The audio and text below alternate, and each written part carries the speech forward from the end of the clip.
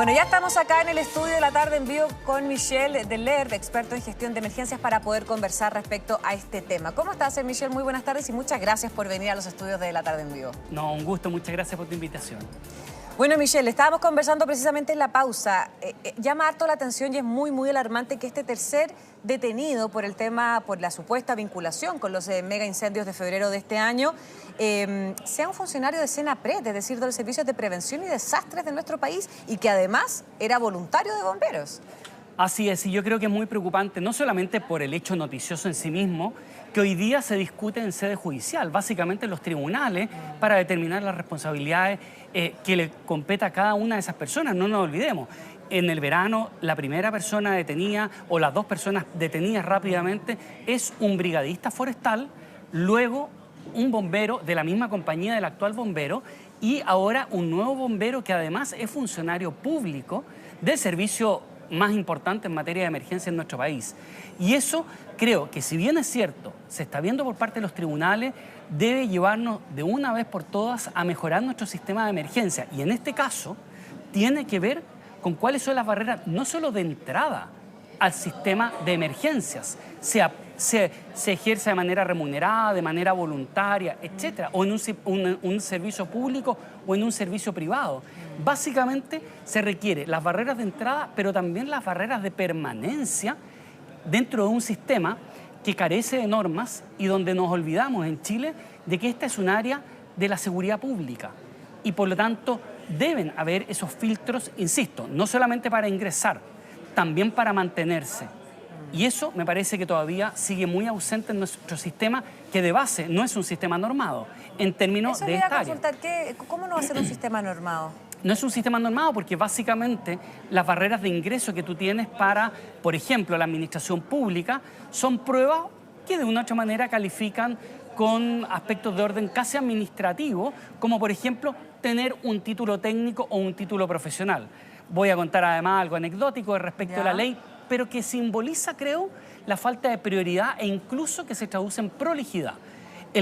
La ley que actualmente rige a Senapred señala que para ser director regional de Senapred tú requieres un título técnico de nivel superior de 8 semestres. Alguien diría, bueno, ¿y qué tiene que ver eso?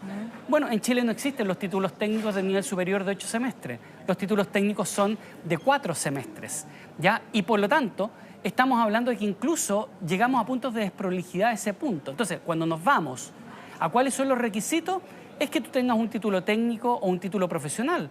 Pero en Chile no existe formación especializada como sí existe en los países desarrollados, donde esta es un área de la seguridad pública. Por lo tanto, tú ejerzas de manera remunerada, de manera voluntaria, básicamente el Estado te impone una serie de normas y requisitos para entrar, pero insisto, también para permanecer. Y en ese sentido harían falta también quizás carreras o profesiones que estén más dedicadas a ese tipo de gestión de riesgo y de emergencias, ¿no? Absolutamente, pero además no pueden ser simplemente impartidas por instituciones de educación superior. ¿Cómo opera en países como Estados Unidos? Hago la referencia porque es lo que yo he vivido y donde yo me he preparado. Básicamente quienes imparten esta formación o estos entrenamientos son instituciones que, más allá de su carácter de base, es decir, podría ser un instituto en Chile, una universidad, podría ser una OTEC, básicamente ellos tienen que cumplir con un estándar que entrega el Estado, porque el responsable de la seguridad pública es el Estado y el Estado debe fijar la normativa. No puede ser que para ejercer en este ámbito uno no tenga requisitos mínimos que, por ejemplo, para conducir un auto común y corriente, una licencia B, en Chile tú tienes más requisitos que para hacer básicamente o más control que dentro de una institución pública para funcionar en materia de una emergencia. O sea, de hecho, claramente, o sea, aquí, por ejemplo, si uno hablara de certificación equivalente a la licencia de conducir, en Chile tú no requieres ninguna certificación especializada. Más aún, si tú vas a la historia, yo de los que recuerdo prácticamente de todos los directores nacionales de Senapred desde el año 90, ninguno tiene especialización o certificaciones o cumple con normas que serían reconocidas a nivel internacional, que no sea meramente una carrera genérica o una carrera o un título X, pero no tiene ningún tipo de especialización previo a asumir el cargo y se transforman en referentes técnicos después de haber ejercido el cargo. Es decir, Claro, básicamente... no existe una capacitación o una preparación previa para ejercer un cargo que es sumamente importante y donde la misión o el objetivo es precisamente salvar vidas. Sí. En ese sentido, claro, los requisitos que son... o los filtros, como le quieran decir, es pasar una prueba psicolaboral y cumplir con los requisitos a través de un concurso público, ¿no? Sí. Es así de simple. Y el concurso público, te puedo decir, usted requiere un título, o sea, más aún, el concurso público podría decir incluso, potencialmente podría decirlo, usted requiere cuarto medio, o podría decir usted requiere un título de técnico de nivel superior o un título profesional, como en algunos casos, pero no te especifica. Ahora, insisto, también el sistema no provee las normas que, entre otras, haga que, por ejemplo, quienes ejercen como autoridad tengan la obligación de preparar a su personal. Entonces se genera un tema bien perverso porque tiende a mantenerse el sistema sin entrar en la norma y el estándar. Entonces hoy día terminamos con situaciones como esta, que a mí me preocupa en lo organizacional, porque terminamos viendo 3 personas detenidas sin cuestionarnos lo que nos estamos cuestionando en este momento, que debería ser el cuestionamiento más profundo que como instituciones civiles deberíamos hacer, y no desde el punto de vista judicial. ¿Cómo mejoramos nuestro sistema de emergencia?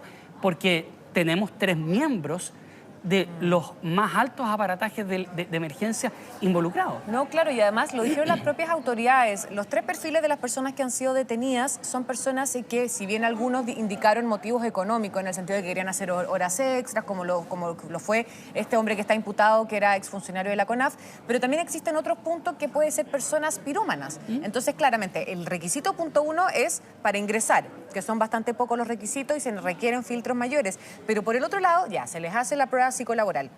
Pero esa prueba psicolaboral se debería extender porque este hombre que fue detenido ingresó, cuando era UNEMI, es decir, entró a trabajar cerca del 2018-2019. Así es. Estamos a 2024. Claramente puede haber pasado quizás qué cosa, que en 5 años claramente quizás se le tiene que haber reiterado algún análisis o prueba psicolaboral, ¿no? Así es, y por lo tanto yo me preguntaría también, al menos lo que queda demostrado aquí, es que por lo tanto deberíamos revisar, entre otras cosas, ya lo que tenemos como prerequisito. Por ejemplo, el tema psicolaboral. Además, la permanencia. ¿Qué ocurre? ¿Qué certificaciones debe hacer y rehacer mientras permanece? Ahora, si hay un elemento destacable, pero que nos debería llamar la atención, en lo positivo, pero que no está ocurriendo en el Estado, en las instituciones de gobierno. Bomberos tomó la decisión. No nos olvidemos, bomberos son corporaciones de derecho privado sin fines de lucro, es decir, una institución privada. Tomó la decisión de cerrar la compañía. Es decir, toma como organización una medida sumamente dura. Eso es una señal, pero también es una medida. Pero nosotros en CONAF y en Senapred hemos visto más bien una mirada de tomar un detenido un funcionario y bueno, que lo vea la justicia. Se desvincula y que lo vea la justicia. Exacto, y es lo que tú señalas. No solamente se desvincula al funcionario, pareciera que se desvincula a la organización. Yo creo que en este contexto es muy destacable lo que ha hecho el Cuerpo Bombero de Valparaíso de tomar una medida como organización. O sea, ¿tienen 2 personas involucradas? Bueno, perfecto. Tomamos medidas, cerramos. Esperemos que eso implique medidas que sean más profundas. Pero no nos olvidemos, aquí la responsabilidad de todo el sistema de emergencia es del Estado. Se ejerce de manera pública o de manera privada. Tanto es así que los guardias de un supermercado tienen que cumplir con normas, por ejemplo, para poder ejercer una actividad. No puede ser eso, que básicamente no ocurre en nuestro sistema de emergencia en las instituciones más destacadas de nuestro país. Ahora, Michelle, tú que eres experto también en gestión y seguridad y sobre todo de las emergencias, ¿recuerdas qué tan común es que finalmente las personas que finalmente ya están formalizadas, imputadas, vinculadas a ser los autores materiales e intelectuales de incendios que cobraron la vida de 137 personas, qué tan común es que estas personas, estos autores finalmente sean de instituciones u organismos vinculadas al combate de las emergencias? Es decir, tenemos a 2 bomberos que estarían involucrados, estaríamos también a un exbrigadista de la CONAF. Entonces, ¿es común o es algo que se está empezando a gestar desde ahora, esta vinculación? No, yo creo que básicamente como tú tienes barreras de entrada súper precarias, la verdad es que laxas, se establece un espacio para que cualquiera ingrese. Entonces, en ese mundo tan amplio, es sumamente complejo porque básicamente yo te diría, tendemos a ver pirómanos, pero yo te diría que hay un perfil que puede ser mucho más común. Aquel que cree que el ingresar a esta área es un tema de aventura, de adrenalina. Si tú te fijas, nosotros tenemos una... El imputado dijo que era como una especie de juego. Sí, porque básicamente tú tienes que comprender que acá, en este mundo, cuando tú estableces sistemas normados, con entrenamiento, con altas exigencias que son académicas y también muchas veces son físicas, establecen ya un filtro que lo mantienen en un ámbito de un trabajo laboral, donde tú tienes que cumplir con una serie de estándares que son muy superiores a lo normal en cualquier tipo de trabajo. Voy a darte un ejemplo súper cotidiano. En Estados Unidos, tú para ingresar a una institución de estas características, tienes que pasar por un proceso muy extenso, donde entre otras cosas... Para ser bombero. Por ejemplo, voy a poner el caso de un sistema voluntario, en el caso de Estados Unidos. Tienes que pasar por un periodo que puede durar 6 meses de evaluación y chequeo de tu registro penal, médico, antecedentes también. Exámenes médicos, y terminas incluso con el escaneo de tus 10 huellas digitales para que el FBI y la Policía Federal den su autorización para que tú ingreses a una institución voluntaria, al menos en el estado donde yo estoy, donde voy habitualmente, que es el estado de Virginia, es habitualmente la regla.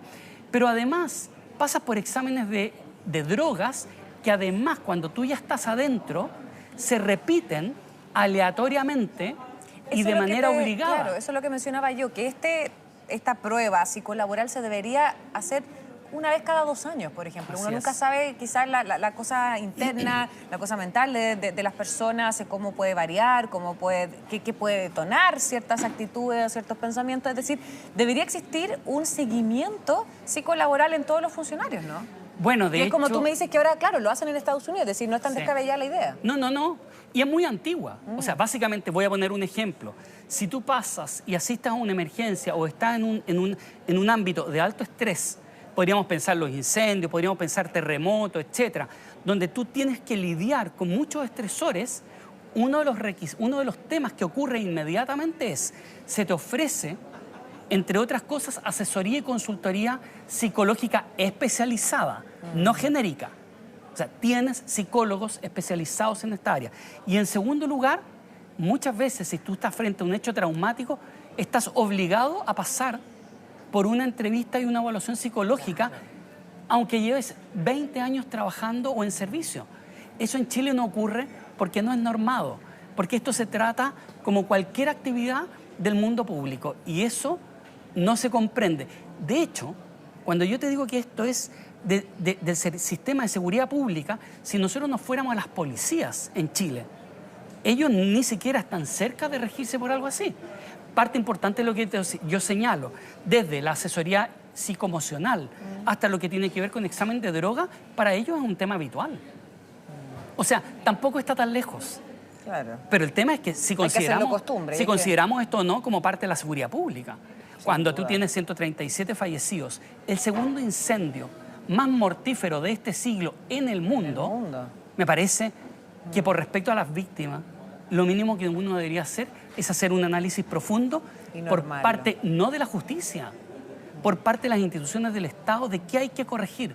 Y la verdad es que hasta el momento, debo señalar, vemos estos 3 casos, pero no nos olvidemos que la única rendición de cuentas que ha habido fue la salida del director de Senapred, pero porque se peleó con 2 alcaldesas, no por los problemas de evacuación y de alerta que hubo en el incendio. Y para qué decir el caso de CONAF.